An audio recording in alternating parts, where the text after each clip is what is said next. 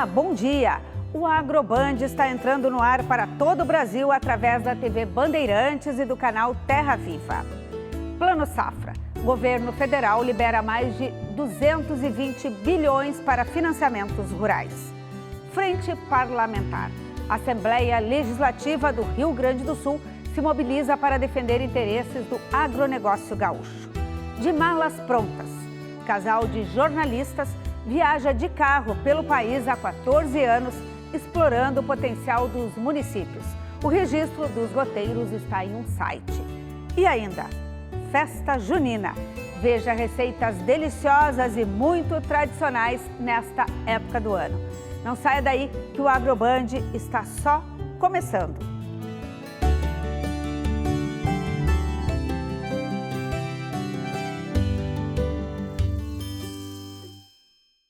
O governo federal anunciou nesta semana a liberação de 225 bilhões de reais para o Plano Safra. Os recursos são para pequenos, médios e grandes produtores rurais. Os juros variam de acordo com o tamanho da propriedade. Jorge concluiu a plantação de trigo na propriedade em Novo Hamburgo, no Rio Grande do Sul. O agricultor já trabalha na manutenção das máquinas e projeta a próxima safra, a de 2019-2020. A gente espera, em primeiro lugar, que a soja melhore um pouco de preço, para a gente ter um pouco mais de ânimo para seguir o próximo ano, né? O plantio, né? A cerca de 2.000 quilômetros daqui, em Brasília, o governo federal anunciou nesta terça-feira o Plano Safra deste ano. São mais de 225 bilhões de reais em financiamentos para apoiar o setor. O total de recursos é semelhante ao do ano passado. Em 2 décadas, foi a primeira vez que o governo anunciou o plano conjunto para pequenos, médios e grandes produtores. Os juros seguem diferenciados conforme o tamanho da produção. A taxa varia de 3% a 8% ao ano. Apenas os beneficiários do PRONAF, o programa destinado à agricultura familiar, vão ter 31 bilhões de reais à disposição. Dos 225 bilhões de reais, quase 170 bilhões vão para custeio, comercialização e industrialização, 53 bilhões para investimentos, 1 bilhão para seguro rural e quase 2 bilhões de reais para apoio à comercialização. O nível de juros que a agricultura empresarial aqui no Brasil, que compete em nível global, ela ainda está acima de outros países que são competidores do Brasil nessa mesma atividade. O Jorge conta que precisou recorrer ao financiamento para custear parte da produção nos últimos 4 anos e ainda avalia se buscará crédito novamente para a próxima safra. Metade do meu plantio depende do crédito, né? E quero ver se eu consigo fazer 100% por recurso próprio, né? Foi lançada nesta semana na Assembleia Legislativa do Rio Grande do Sul a Frente Parlamentar da Agropecuária Gaúcha. E é sobre isso que eu converso agora com o presidente da frente, o deputado Rodrigo Lorenzoni. Bom dia, presidente. Bom dia, Elisemar. Bom, vamos saber como que vai atuar essa frente. A gente sabe que lá no Congresso a frente indicou inclusive a ministra da Agricultura, Tereza Cristina. É muito articulada. 21 parlamentares subscreveram a instalação agora. Como que vai ser a atuação? Vai ser nos mesmos moldes do Congresso Nacional? Com certeza. Acho que a Frente Parlamentar da Agropecuária no Congresso Nacional, ela serve como modelo para o nosso trabalho aqui, né? Tamanha a competência, a organização, a articulação com que os deputados federais conseguiram construir a história dessa frente, que culminou com a indicação da ministra, como tu bem pontuasse, né? O Rio Grande do Sul é um estado absolutamente vocacionado para as atividades agropecuárias, né? E que precisa, né, ter, no nosso entendimento, e aí a origem da frente, uma estrutura dentro do Poder Legislativo que possa trabalhar de forma articulada e articulando trabalhos entre os deputados, o Poder Executivo, as entidades representativas dos produtores, da indústria, para que possamos somar esforços no sentido de estar trabalhando no sentido de ganhar cada vez mais competitividade para os nossos produtores, né, e fazendo do nosso agronegócio uma atividade cada vez mais pujante. No lançamento do Plano Safra, nesta semana, lá no Palácio do Planalto, houve referência, inclusive do presidente Jair Bolsonaro, à importância da Frente Parlamentar da Agropecuária, à indicação da ministra e ao bom relacionamento É isso que vocês pretendem fazer também, um relacionamento com os governos aqui no Estado e governo federal? Sem dúvida, a política é isso, né? A política é a arte do diálogo, da busca da construção através dos consensos, promovendo relacionamentos, né? É um grande network que tem que ter um propósito, que é atender o bem público e atender o interesse da sociedade, né? E nós temos uma sociedade enorme, com vários segmentos econômicos, culturais, e etc., cada um com a sua necessidade e a sua demanda, né? E o papel do parlamento justamente é esse, né? Nós somos lá 55 deputados eleitos que representam segmentos, representam regiões do Estado, representam pessoas, representam atividades econômicas, e a intenção da frente é que nós possamos articular os deputados que têm compromisso com o agronegócio do Rio Grande do Sul, para que nós possamos, junto com o setor, eu tenho dito, a frente parlamentar ela tem a pretensão de ser uma caixa de ressonância. Nós queremos absorver os reais gargalos do setor e poder promover atividades, sejam elas legislativas, sejam elas junto ao Poder Executivo, que visem unicamente superar essas dificuldades e buscar alternativas que promovam o desenvolvimento da nossa agropecuária. E quais são as prioridades, as primeiras ações da frente, quais serão? Bom, nós temos já 3 linhas de trabalho pré-estabelecidas, né? A primeira tem a ver com a sanidade animal, que é algo muito importante para o nosso rebanho. Então, no dia 11 de julho, aproveito para convidar os telespectadores, né? Nós estaremos fazendo uma audiência pública no plenarinho da Assembleia Legislativa, a partir das 10 da manhã, discutindo justamente a retirada ou não da vacina da febre aftosa, né? Nós sabemos do impacto e da importância desta discussão, seja por aquilo que a retirada da vacina pode nos trazer de ganhos de novos mercados, mas também algum ato precipitado ou sem grande sustentação técnica não pode colocar em risco aquilo que nós já construímos e já consolidamos de mercado. Então, esta é uma área que nós vamos trabalhar muito intensamente. A segunda tem a ver com a cultura do arroz, né? Nós já temos o encaminhamento de uma reunião de trabalho da Frente Parlamentar com a Federarroz. O Rio Grande do Sul é um dos principais produtores no Brasil e nós precisamos seguir fortalecendo e superando alguns gargalos importantes nessa cadeia. E a terceira área de atuação, nós estamos já, pela Frente Parlamentar, intermediando uma reunião com a ministra da Agricultura para trabalharmos especificamente sobre a pecuária ovina, sobre a produção de carne ovina, e um outro que aí não é um leque, não é um pilar de trabalho direto, mas tem a ver com isso. Nós estamos, tão logo a frente agora está instituída, nós estaremos procurando a Frente Parlamentar da Agropecuária no Congresso Nacional, pediremos uma audiência com o deputado Alceu Moreira, gaúcho, presidente da frente, para que nós possamos fazer uma construção desta sintonia, desta sinergia de trabalho que possa estar Rio Grande do Sul, União, né, a Câmara Federal, a Assembleia Legislativa, e por que não começarmos também a estimular que as câmaras de vereadores montem as suas frentes para que nós possamos unir os 3 entes de representação parlamentar a favor do agronegócio. 21 deputados deram a largada. Qual que é o potencial? Mais gente vai se unir, vai reforçar? Qual que é o tamanho que pode ter essa frente na nossa Assembleia? Bom, pela característica do nosso Estado, a maioria dos deputados estaduais hoje possuem algum grau de envolvimento com o setor como um todo, né, ou com algumas áreas específicas, né? Nós temos muitas frentes parlamentares montadas que tratam de ações específicas, como por exemplo da erva mate, da produção de leite, e a nossa intenção é que nós possamos juntar todos estes colegas, todos estes assuntos num guarda-chuva de trabalho unificado para que a gente possa somar esforços, né? Eu acredito que a gente pode ter aí 30, 35 colegas com tranquilidade incorporando esse grupo, né, que na verdade é uma frente parlamentar da Assembleia Legislativa. Deputado, a gente ouve muito falar que a bancada ruralista é forte lá no Congresso, que a bancada ruralista ganha, perde, faz pressão, faz lobby. Como é que vai ser isso aqui? A bancada ruralista vai ser assim chamada também aqui na nossa Assembleia, vai fazer isso também, vai atuar ali forte em projetos, vai negociar votações, como é que vai ser? Bom, a ideia é que a gente possa fazer um trabalho que efetivamente possa trazer resultados na prática para o nosso agronegócio, né? Nós seremos movimentados única e exclusivamente por discussões e pautas que tenham conexão e interesses legítimos com o setor agropecuário gaúcho, né? E utilizaremos dos mecanismos republicanos de pressão, de busca, de conquista, né? Mas sem jamais condicionar qualquer tipo de coisa em detrimento de outro segmento. Nós temos que ter a consciência que o nosso Estado é feito de diversas áreas, de diversas atividades econômicas, né? De diversas pessoas com perfis diferentes e que nós temos que, na verdade, fortalecer o agronegócio para contribuir com a nossa economia. Nós vamos trabalhar nesse sentido. Esse que é o papel da bancada, né? É defender o setor.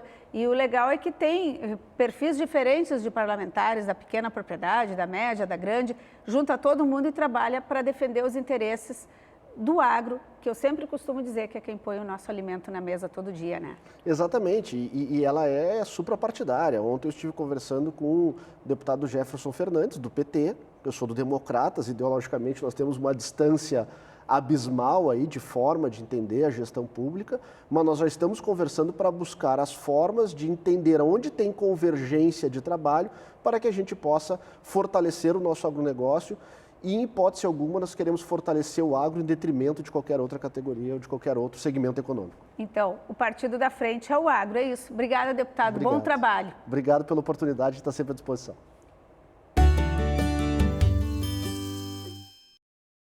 A Embrapa Pecuária Sul, em parceria com o Senar do Rio Grande do Sul, vai promover na semana que vem um tour com mini-cursos e palestras com foco no controle do capim-anone, um dos principais desafios dos pecuaristas do sul do Brasil. O capim-anone, uma planta invasora que desvaloriza o campo e reduz o desempenho do gado, vem causando prejuízos aos produtores. O tour vai passar por cidades como Pelotas, São Gabriel, Bagé, Uruguaiana e Itaqui. Os cursos são gratuitos, acontecem nos turnos da tarde e da noite. Outras informações estão disponíveis no site embrapa.br/pecuária-sul. Nós vamos para um rápido intervalo e, na volta, vamos falar sobre algumas delícias muito tradicionais nesta época do ano. Veja receitas que vão deixar a sua festa junina ainda mais especial. Até já! Pega o papelzinho para anotar a receita aí.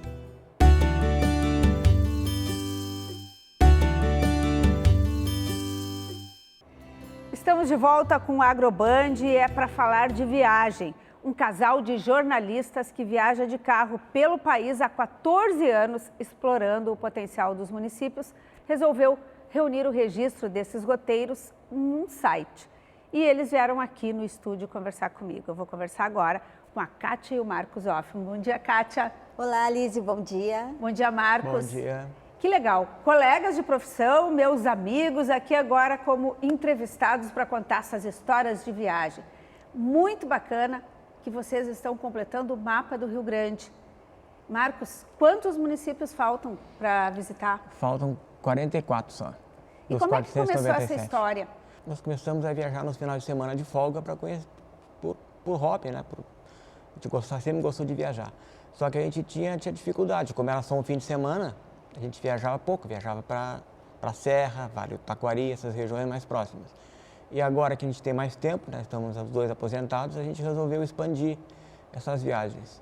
E quando eu fiz aí a contabilidade dos municípios já visitados, a gente viu que já faltavam 100 mais ou menos. E aí nós resolvemos, já que estamos chegando lá nos 497, então vamos conhecer todos. Kátia, e o teu papel qual é? É também pegar o volante? O que é parceria da Kátia? Para mim, eu fico com a melhor parte, porque eu só tenho que observar a paisagem, descobrir os lugares. Às vezes eu digo assim, vamos parar, aqui tem que tirar uma foto, não tem jeito, mesmo que atrase um pouquinho, vamos tirar uma foto.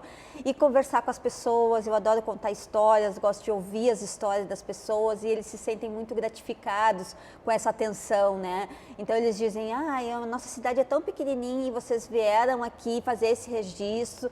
Então recebe a gente como se fosse uma pessoa fazendo uma visita para eles mesmo, né? Então isso é muito gratificante. Então eu me encarrego de fazer essas conversas e registrar esses fatos.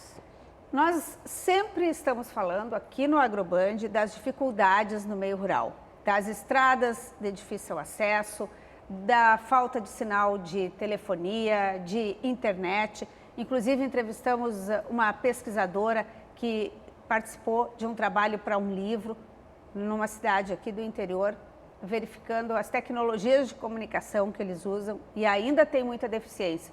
Vocês constatam isso, Marcos?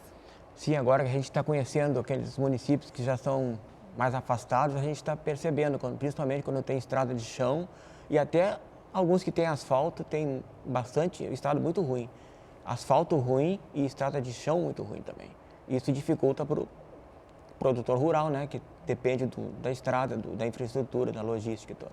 Kátia, aí essa história do pessoal se reunir na praça da cidade, no entorno da escola, para ter o sinal de internet, a gente vocês percebe verificam? que ainda falta em muitos lugares, assim, provavelmente nem tem, né? Porque se a gente vai pouquinho e já não consegue esse sinal nem para botar uma foto, uma coisa, imagina esses jovens que anseiam, eles veem tantos os outros terem acesso a tudo isso e muitos não têm acesso nem para fazer seus trabalhos escolares, às vezes, né? Então, eles dependem só da escola ou da praça, algumas praças disponibilizam, né? Algumas prefeituras disponibilizam, mas em alguns lugares não se tem.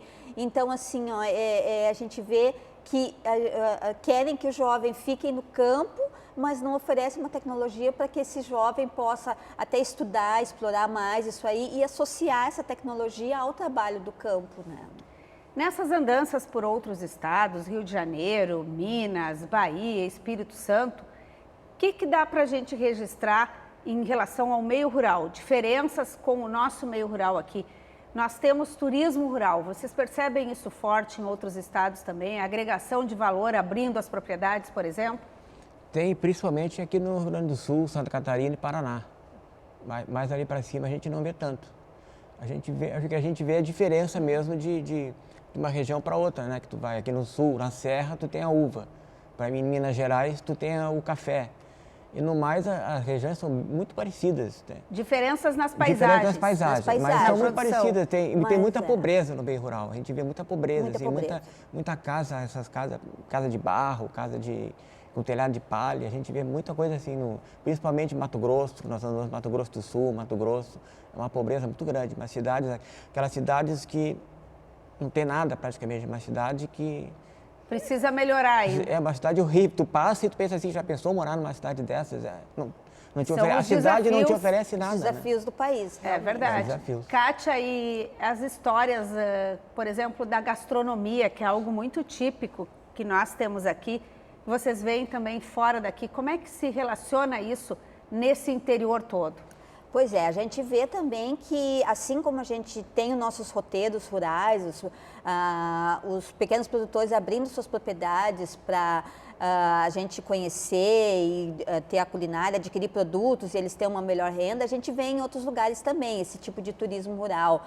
As próprias caminhadas, né, em alguns lugares, isso aí cresceu muito, as caminhadas também entre as propriedades, estão desenvolvendo esses trabalhos e em outros lugares do Brasil só mudam os produtos daí, né, assim, aqui são os produtos da colônia, em Minas são os produtos da roça, né, os rótulos são diferenciados, os produtos são diferenciados, mas o objetivo é o mesmo, abrir para o turismo rural para que eles possam ter um outro ganho, né? Além do trabalhar com a agricultura e com a pecuária, ter esse ganho vendendo seus produtos direto para o turista. Marcos, e quando começou, não tinha toda essa tecnologia disponível quando vocês começaram essas viagens em 2005, a internet acessível, esses aplicativos de localização, houve uma grande evolução. E vocês acham que o pessoal do interior tem acesso, utiliza isso, ou ainda vai se achando lá no boca a boca? Olha, onde tem internet, eu acho que o pessoal já está começando a utilizar bastante a internet. Se bem que eu não abro mão, por exemplo, do mapa físico. Eu sempre viajo com o mapa físico junto. Eu olho no mapa e utilizo os aplicativos, o Google, essas coisas, para chegar a algum lugar, mas Nessas o mapa estradas físico, do interior, às vezes, o mapa físico é indispensável para mim. não tem o Google funcionando. Não tem. E se não tem sinal da internet? Mas aí tu baixa o mapa antes e vai tranquilo. Nesse Mas ponto, o não. mapa também nos leva para um lugar, às vezes nós chegamos recentemente num roteiro, a gente seguiu o roteiro do que estava nos levando Sim, e daqui o a GPS pouco a às gente vezes te chegou, leva para um lugar estranho. Era uma propriedade, nós chegamos numa propriedade, Isso, a gente tinha uma queria ir para cerca. São Martinho da Serra, que fica perto de Santa Maria. A gente estava em Jari e Quevedos. E aí nós pegamos uma estrada, fomos seguindo todo o roteiro do GPS, e chegou a determinado momento, nós entramos numa propriedade, tinha um silo, daqui a pouco a estrada foi estreitando e pum, tinha uma Terminou. cerca. Não, a estrada continuava, mas tinha uma cerca no meio. Aí Uma cerca no meio da estrada. Nós tivemos que voltar e perguntar para um morador da região, de não tem como ir para lá, para São Martinho daqui, tu tem que pegar até o asfalto na 158, depois tu desce pelo asfalto. E o GPS estava mandando por lá. Então, está terminando o nosso né? bate-papo aqui, mas eu acho que uma dica bem importante é essa que o Marcos falou, baixar o mapa antes, então, se quiser usar essa tecnologia. O Google Maps te possibilita tu baixar o mapa, porque quando tu não tem internet no meio do caminho, tu já está registrado ali no celular, mas é pode indispensável acessar. hoje tu viajar pelo Brasil com a internet, né? Porque tu já vê o hotel antes, tu já vê a região onde tu vai antes, tu sabe o que tu vai encontrar. Antigamente não tinha isso. Mas eu vou dizer para vocês que num aperto dá para bater ali na casa, né? Ô, seu Marcos, eu não sei o nome dele, vou dizer, ô, seu, tô no lugar certo, tô na estrada certa. Eu ainda acho que essa coisa de relacionamento é bem bacana a gente fazer também. Eles fazem nas viagens. Sim. Obrigada por vocês terem vindo contar um pouco dessa história aqui pra gente. A gente que agradece e deixa o convite para as pessoas conhecerem esses lugares diferenciados do estado. E qual vai ser a próxima viagem? Próxima viagem, essa para conhecer cidades, vai ser na fronteira oeste de Missões agora. Provavelmente agora no final do mês. Eles vão para minha região. Que legal, né? Obrigada, então, ao Marcos e à Kátia. E é tempo de festas juninas. Uma tradição relacionada com alguns santos da Igreja Católica que surgiu no Nordeste do país e se espalhou por todos os cantos do Brasil. A gente mostra agora algumas receitas de delícias que são muito comuns nestas festas e aqui no Rio Grande do Sul também podem ajudar a esquentar no frio do inverno. Quentão, arroz doce e bolo de milho. Pratos deliciosos que têm como ingredientes principais produtos do nosso agro. Veja só. Para conhecer detalhes sobre essas iguarias das festas juninas, eu vim conversar com uma chefe de cozinha. Então vamos começar contando um pouquinho da receita do arroz doce. Como que se faz? Na verdade, ele é super simples de fazer, né? São com ingredientes que nós temos em casa. Nós vamos pegar 2 xícaras de arroz, 1 litro de leite, vamos colocar tudo na panela, assim mesmo. Colocar tudo, colocar 500 gramas de açúcar, canela e cravo. E vamos deixar em fogo baixo, vamos mexendo de vez em quando, dá aquela voltinha, volta, mexe de novo e assim a gente vai até ele chegar a esse ponto cremosinho, né, do nosso arroz. E na verdade o arroz cremoso a gente usa aqui, né? Porque lá pro Nordeste é um arroz mais durinho, assim, mas também é conhecido como arroz com leite ou arroz cremoso, né? Bom, o ponto cada um vai escolher, né? Os gaúchos, nós gostamos mais desse arroz cremoso.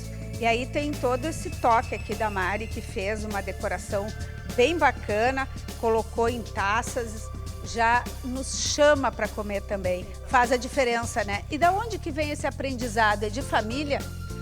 Vem lá de trás, na verdade, eu cozinhava com a minha avó, né?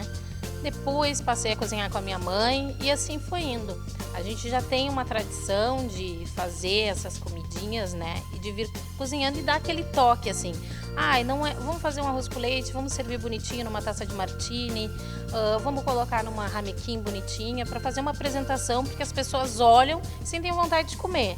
Aí depois, quando elas provam, elas já começam a apreciar e é bem saboroso, graças a Deus, né? Bom, aqui tem um bolo lindo, que é o bolo de fubá. Para nós, a gente chama de bolo de milho. Como que é feito? Esse bolo é interessante porque as pessoas que não são intolerantes a glúten e à lactose, elas podem comer. Porque ele vai só a farinha de milho, né? Vai 2 xícaras de farinha de milho, 2 leites de coco, aquelas garrafinhas de 200 ml mesmo que tu acha em qualquer lugar. Vão 4 ovos, de 4 a 3 ovos, vai 2 colheres de coco ralado e fermento, 1 colher de fermento. E a farinha é moída média, grossa, fina? É médio, tu pode usar a média que fica mais gostoso. Tu vai colocar tudo no liquidificador, exceto o fermento, vai bater tudo, por último tu vai colocar o fermento e vai misturar. Vai misturar ali, botar assar em 40 minutos, fica perfeito, gostoso e todas as pessoas podem comer sem problema nenhum, sem restrição. Pode comer tranquilo. Canjiquinha, que é feita de milho, junto aqui faz a combinação na nossa mesa com o milho verde. Também é muito tradicional. Como que faz? Isso, tu vai fazer o mesmo sistema, né? Tu vai deixar de molho lá 12 horas, porque ela custa cozinhar, né? E aí tu vai colocar numa panela de pressão por 20 minutos. Põe o leite, põe esses temperos, a canela, o cravo e açúcar. Isso. E aí se tu quiser finalizar, assim, dá um toque a mais, bota um leitezinho de coco e um coquinho, assim, para ficar bem gostoso e saboroso. E aí vamos falar da bebida tradicional das nossas festas juninas. Não pode faltar, né? Quentão, como que faz?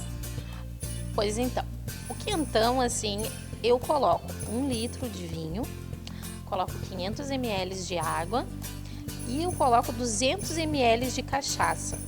Aí eu vou colocar 200 gramas, mais ou menos assim, de açúcar, cravo e canela a gosto, né? Fica a critério das pessoas e vou deixar lá, fervendo. Depois disso ele vai dar uma reduzida e aí tá pronto para ser consumido.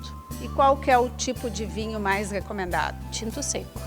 Bom, agora então a gente vai aproveitar aqui para comer, saborear um pouquinho dessas iguarias que a Mari preparou aqui para a nossa festa junina do Agroband. Que coisa boa, Mari, dá uma saudade. Para mim, assim, me lembra a minha infância, eu pulei fogueira. Pulasse fogueira também, Mari? Pulei com direito a vestido, a trança no cabelo, chapéu, tudo. É uma tradição de família, minha avó fazia aniversário nessa época, então ela fazia as mesas fartas desse tipo de comida e a gente aproveitava e dançava bastante. E agora chegou a hora de a gente saborear por aqui. Vamos lá então, Mari? Vamos! E o Agroband de hoje fica por aqui. Não esqueça que você pode conferir o conteúdo deste e de outros programas na nossa página no Facebook. Muito obrigada pela sua companhia e até o nosso próximo encontro. Tchau!